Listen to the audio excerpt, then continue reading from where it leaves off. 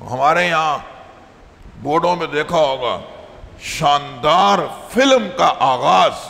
14 اگست یوم آزادی، نیا گانا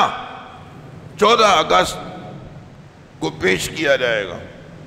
ناچ گانے کی محفلیں، رقص و سرور کی مجالس 14 اگست کو پیش کی جائیں گی، جھنڈیاں چراغاں 14 اگست کو شو کیا جائے گا، بے تکے رسمی جلسے جلوس 14 اگست کو شو کیے جائیں گے۔ اس عظیم نعمت کے شکریے میں صرف چراغاں کرنا، جھنڈیاں لہرانا،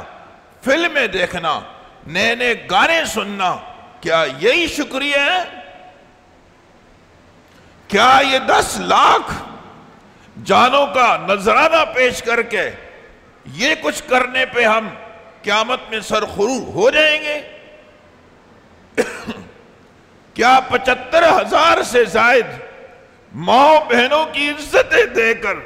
اس وطن کو حاصل کیا، آج اس کے یوم آزادی پر اچھے اچھے گانے، فلمیں اور عمدہ کھانے کھا کر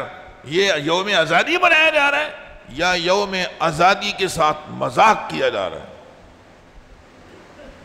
نوجوان نسل صرف اتنا سمجھتی ہے کہ بس آج یوم آزادی ہے، جھنڈیاں لہراؤ، چراغاں کرو اور سلنسر نکال کر موٹر سائیکلیں چلاؤ، اور جا کر دیکھو قائد اعظم کے مزار پہ آج رات دن میں کیا ہوگا،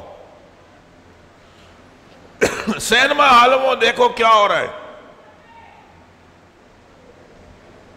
اس انداز سے اگر اس نعمت کا شکریہ ادا کیا گیا تو وَلَئِن كَفَرْتُمْ إِنَّ عَذَابِي لَشَدِيدٌ، پھر یاد رکھو اللہ کے عذاب سے ڈرو، اس سے بچو۔ اس نعمت کے شکریہ ادا کرنے کی شکلیں قرآن نے بتائی ہیں، اقاموا الصلاة وآتوا الزکاة وامروا بالمعروف ونہوا عن المنکر، یہ کرنے کے کام ہیں۔